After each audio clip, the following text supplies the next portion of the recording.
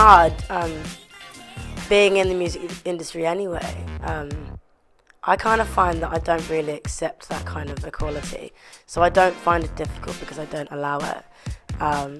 And I think I'm just surrounded by so many strong women that don't allow it either. And in this day and age, it's getting so much better to the point where women are really a driving force behind a lot of things, and it's incredibly inspirational for people who are younger than us.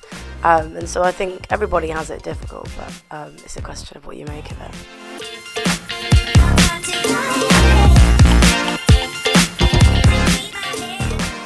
My advice that I'd give is probably to be realistic with your goals. I mean, I know that sounds awfully restricting, but for me, the way that I look at things is I take it one step at a time. You know, when people ask you, like, where do you want to be in 5 times? I actually don't have any idea where I want to be in 5 years' time. But I know that the next thing I want to achieve is to sell out, Brixton Academy. And I want to release my next single and I want to get a top 5 kind of thing. Like, if you'd have told me 5 years ago that I was going to win a MOBO award in my first year of exposure in the industry, I would have laughed at you. So I think for me, the advice I'd give is just to be realistic and, just keep striving.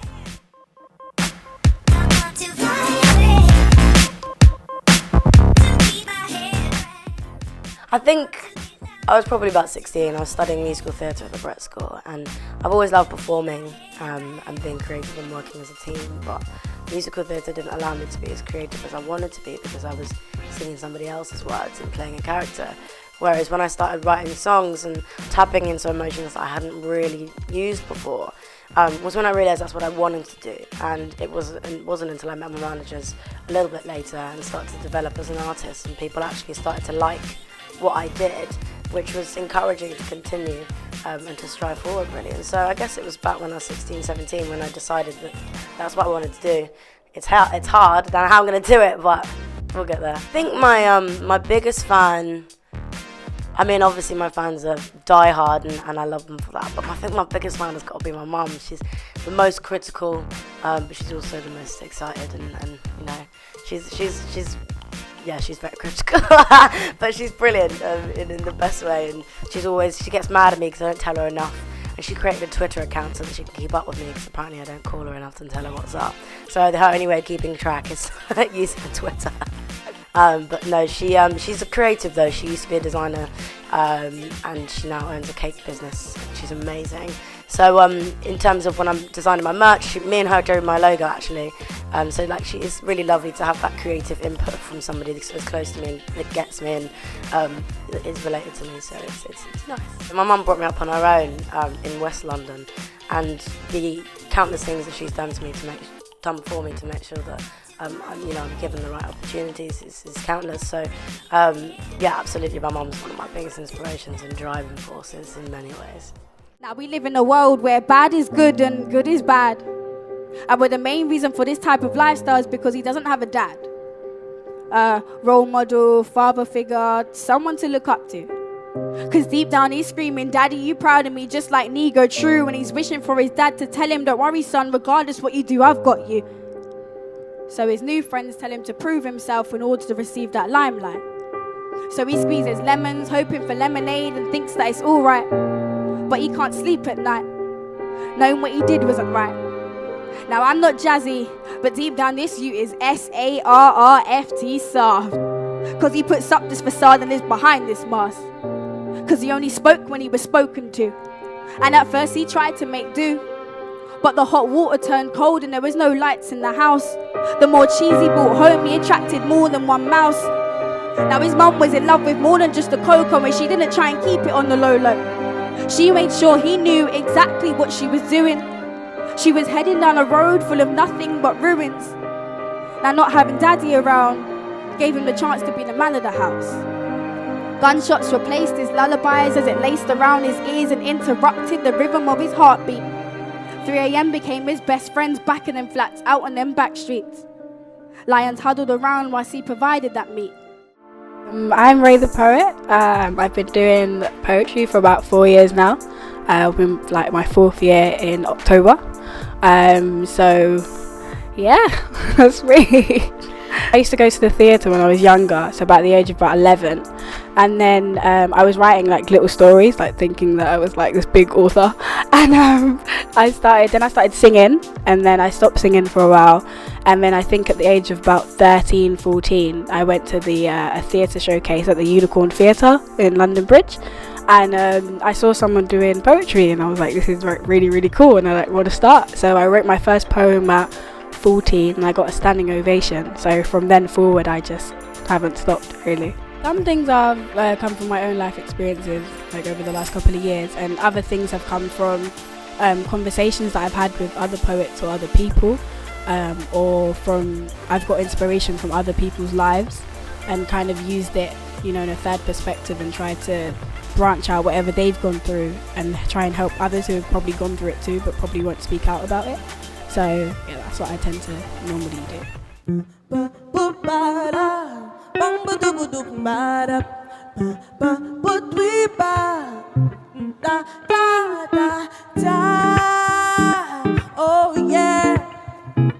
Oh yeah, yes.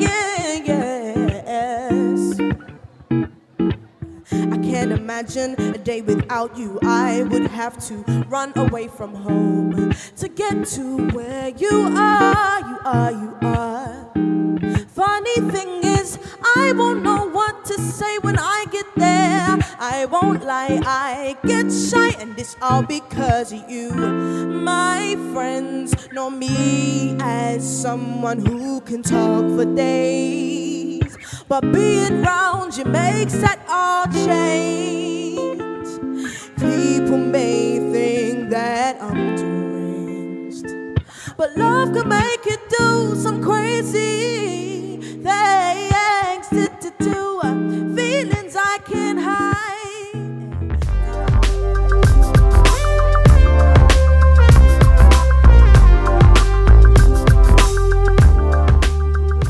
It was very up and down after the X Factor. I kind of was trying to learn about myself a lot. I had ups and I had downs. And thankfully I'm in a really good place at the minute.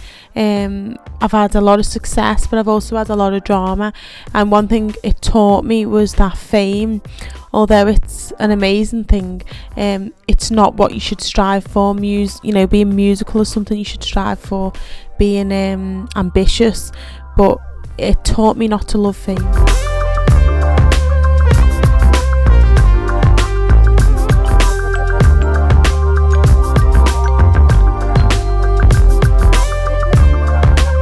Challenges that you face when you're starting out is first of all knowing the industry, knowing the business. I wasn't really clued up on the industry really when I started out, so I had to educate myself, but I educated myself in the sense that I learned the hard way, and so they're the challenges that I think you face.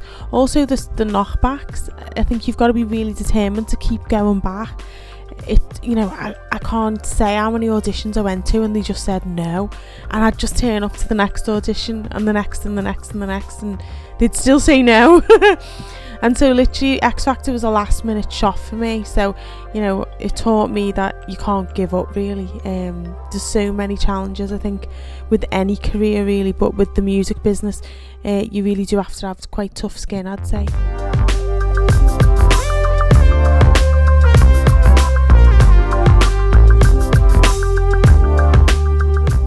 Women, what you struggle with is, especially in business, is if you're assertive and you know what you want, you get called a bitch, whereas men, they're just authoritative and they get respected.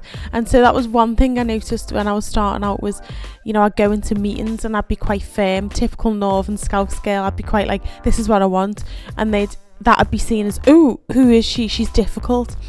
I think that as a woman is very challenging. And that was something I really wrestled with, trying to figure out how I fitted in and how I could be in business without looking like a bitch, but at the same time being assertive, still remaining sweet. I think women have that constant battle. I think it's hard to be a woman in a tough industry without changing a little bit, and I think that's sad.